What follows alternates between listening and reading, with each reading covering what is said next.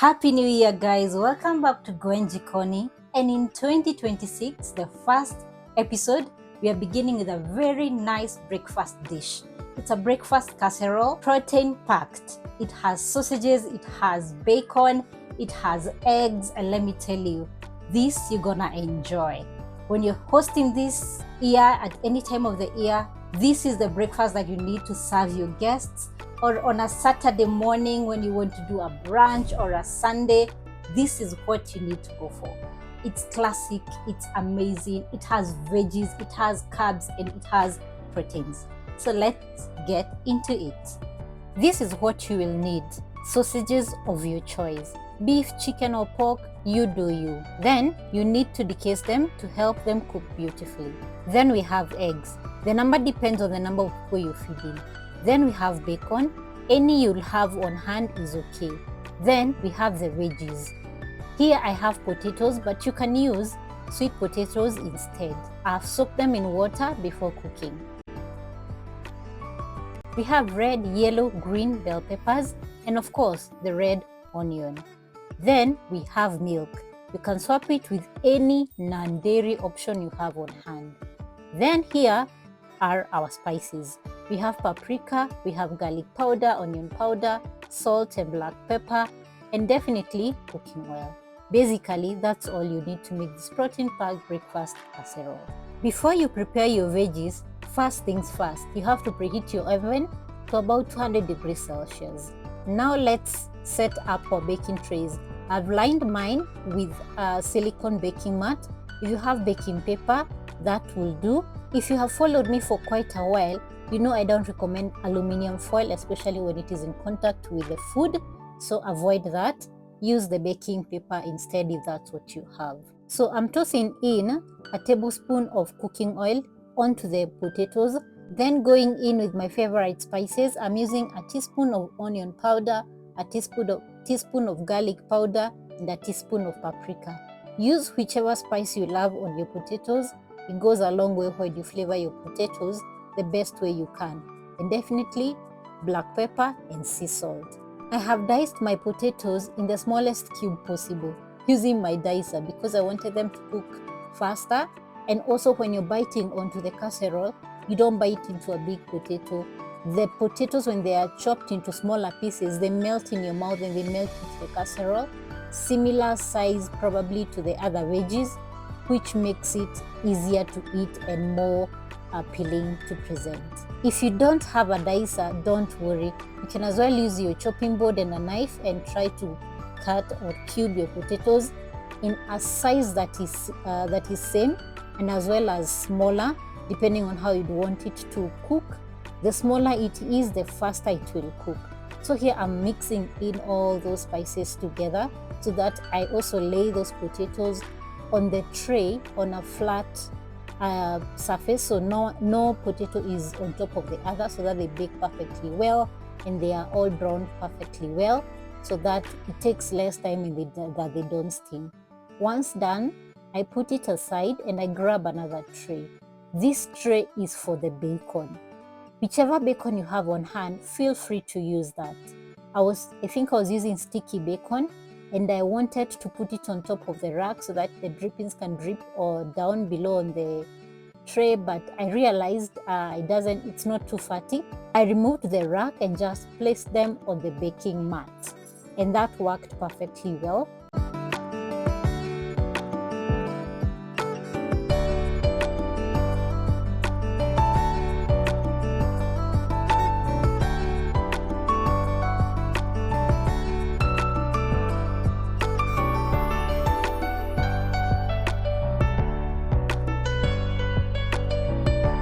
As you can see, I'm here struggling to separate one that I thought was not one.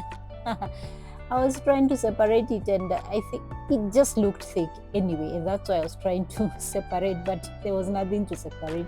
So I placed everything on the mat, then I baked them together with the potatoes.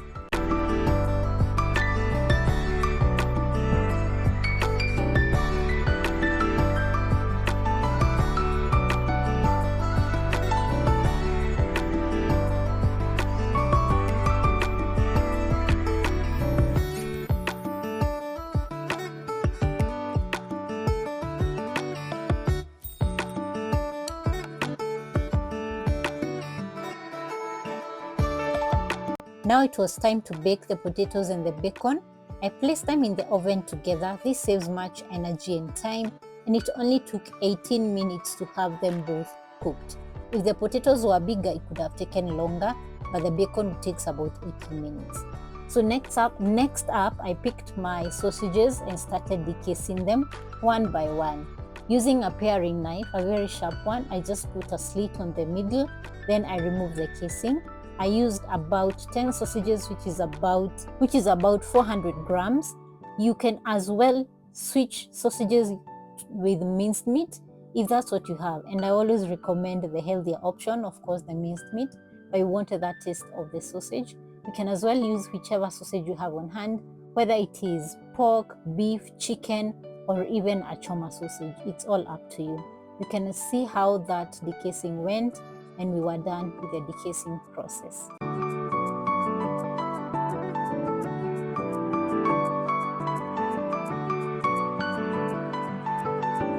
Next up, we switched on the fire and put our pan on fire and placed a tablespoon of cooking oil. This is to allow us cook the sausages.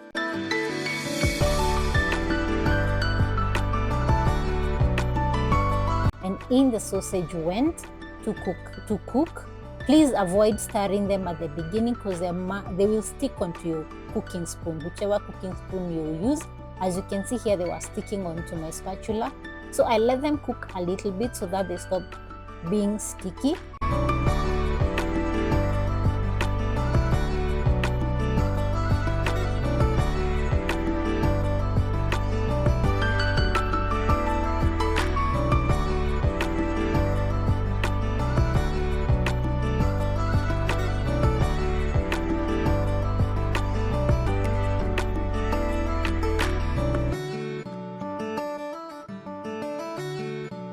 Then after that, I tried using my spatula to break them into smaller pieces as they were cooking. The moment you decase a sausage, I find that it cooks better, and especially if you're going to throw in other veggies onto the sausages, instead of cooking it on its own casing, then you cut it into pieces. I always prefer decasing, then breaking it into pieces. It cooks really, really well. You should try that and compare with cooking when it has the casing.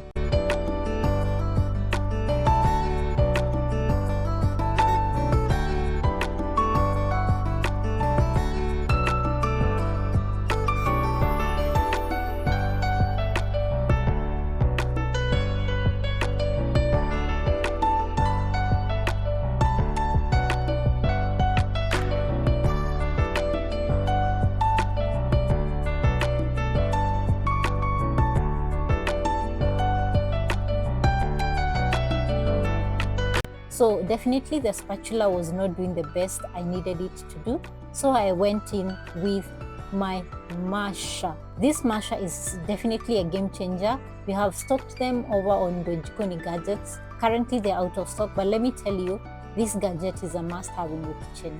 Besides mashing your potatoes or your mukimo, it does a very good job in crushing things like, even when you're cooking your minced meat, it does a very good job in separating it into smaller pieces when it is so stubborn, and it's a game changer. You should definitely grab one of these because it's definitely superior from what you have in the market.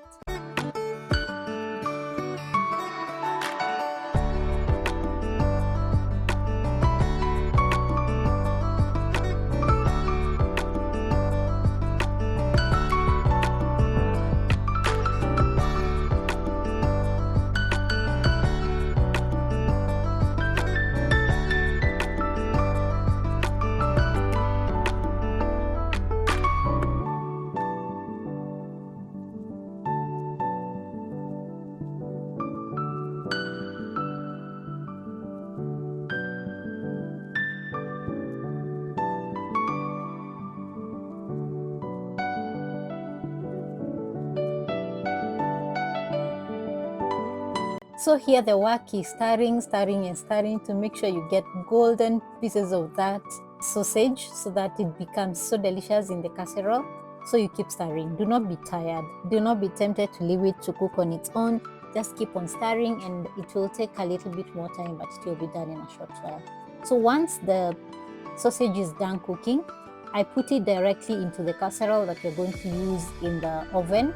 If you were using an oven safe pan, that would have been fine. You could have definitely added everything else into it, but we're using the casserole on the side, so that's what I'm doing, emptying everything because I need to use the pan for the next step.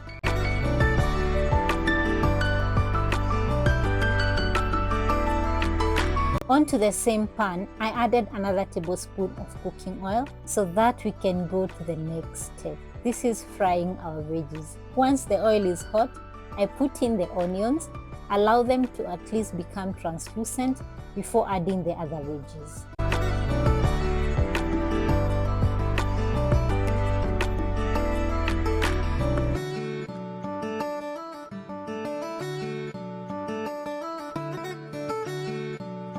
As that was going, I checked on the bacon and the potatoes because it was pretty much after 18 minutes and they were perfectly done. The bacon was crispy and it was ready to be chopped up, but you allow it to cool for a while. The potatoes, as you can see, they look golden and perfect. You can actually eat them as they are.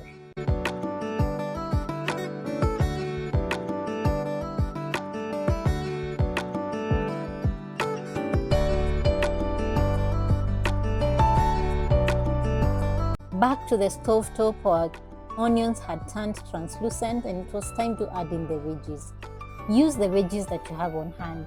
As you had before, I'm using the peppers, the green, yellow and red, and I'm using one of each, and we're not going to allow them to cook through because they're going to bake in the oven after a while. So it is all we're doing here is stirring them together, incorporating every flavor. Then we're adding in the spices. I'm adding the same spices I added to the potatoes because I wanted one flavor throughout. So it's the garlic powder, the onion powder, and the paprika. And those are really pretty much basic spices in any kitchen. But feel free to add any herb, any spice that you prefer. That's all I prefer in my veggies. In this particular casserole, that's what I added. After adding them, stir them together to incorporate everything. Of course, salt and black pepper is essential as we go along.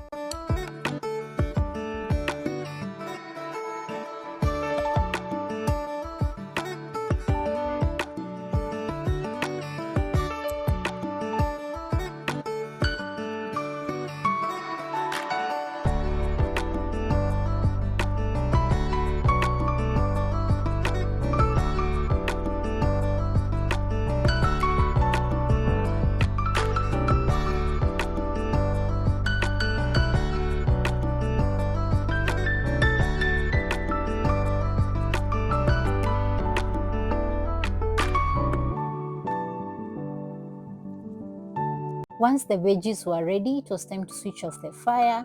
Then I wanted to add them back into the casserole that I'm gonna use in the oven.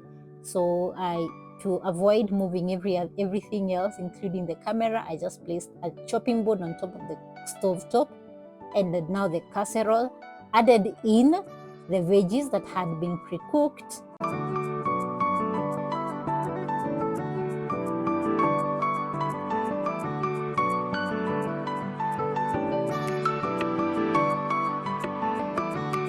Then also grabbed the potatoes. I wanted to eat these potatoes, man. They were so delicious. They were so yummy. As you can see, it is perfectly cooked and I had to taste at least one or two. So I added them into the casserole. Everything here is pretty much ready to eat. It's only that the veggies are just al dente, so they need a little bit of more cooking. So I added everything in here. For the bacon, I also wanted to chop it up. I did not want to change my position, so I brought the bacon onto this particular position and I wanted to chop it up because that's ideally what you should do. I grabbed a knife and I wanted to chop it up, realized that knife is kind of blunt and it's gonna hurt me. I picked a sharper knife, one of the sharpest in the kitchen that I do have, but of course the board was not secure and that is a hazard in the kitchen. So I had to bring everything onto another side and I was still snacking on the bacon because, man, cooked bacon is delicious. So of course I tried to chop it off camera before I brought it for me to add onto the casserole because I was like, where this hazard, I don't want danger in my kitchen. So off the camera we go, and a back chopped bacon perfectly well. And of course the gas was still hot, so I had to put something on top before I put my casserole because I do not want to destroy my casserole for baking. Added in the bacon, and it was time to mix. All you do right now is just mix before we add in the eggs.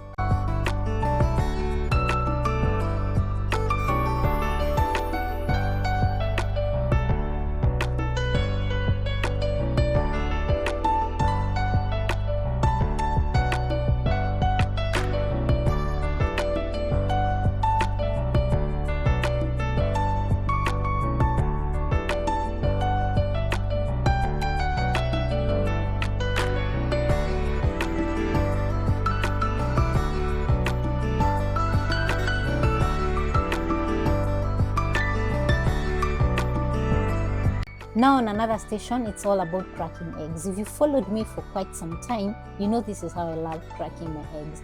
On one bowl, transferring to a bigger bowl, because I don't like premium tiers. Imagine me cracking 10 eggs. Then the 9th one is bad. I have to throw everything. I mean, and eggs are precious. It's good protein. So that's how I prefer cracking my eggs, one at a time, then into the bigger bowl. And I cracked 10 good eggs for this particular casserole. And after cracking the eggs, all I did was whisk and add the milk.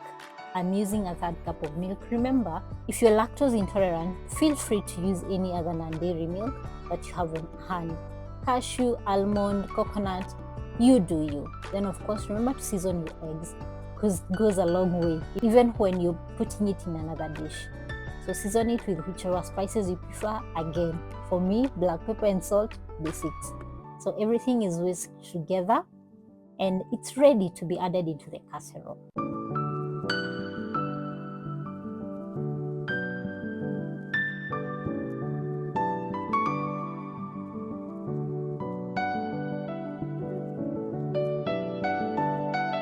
And now on to the final step is just adding the mixture of the eggs and the milk into the casserole dish. Remember, now once you do this, you really have to cook that dish. You cannot eat it the way it is because raw eggs are also a hazard. So after I added the eggs, all that was remaining was to bake it in the oven. You can as well add cheese on top if you'd like. I've never found a reason why I should add cheese onto this dish because it's really, really protein packed. So into the oven it went. So you'll know it's done when the top is golden and set. And to be absolute sure, you can test it with a toothpick or a skewer or a sharp knife. I did the sharp knife test and it should come out clean when it is inserted into the center. And there you have it, golden, bubbly, and absolutely delicious. Let it cool down for just a few minutes, then slice and serve. This protein-packed breakfast casserole is perfect for busy mornings and it reheats beautifully throughout the week, meaning it's a good meal prep idea for breakfast, and you can try it and tell me how it goes. I hope you enjoy making these as much as I do.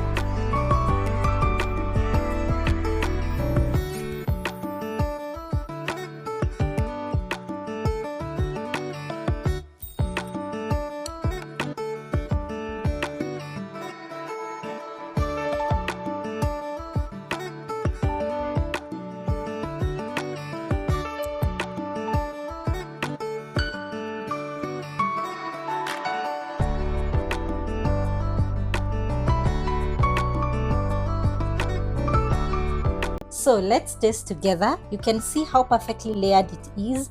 The egg is well set and cooked. You can see the veggie peeking out.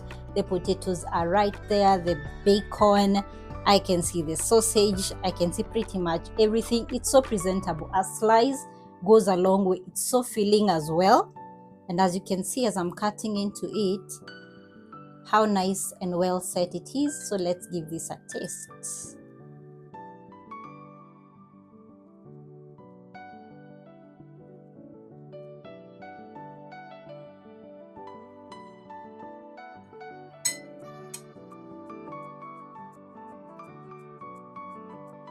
This you got to try.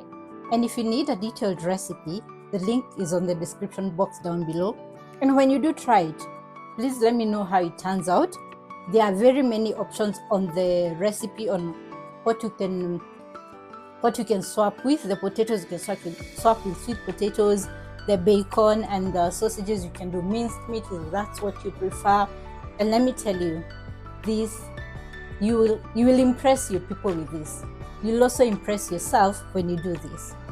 So till next time, please watch these videos along here and be entertained, and may you enjoy cooking in 2026 and stick around. If you haven't subscribed, please hit that subscribe button. Remember to like, share, comment, and let 2026 be that year you're eating healthier, better, and nourishing your body in the best way possible.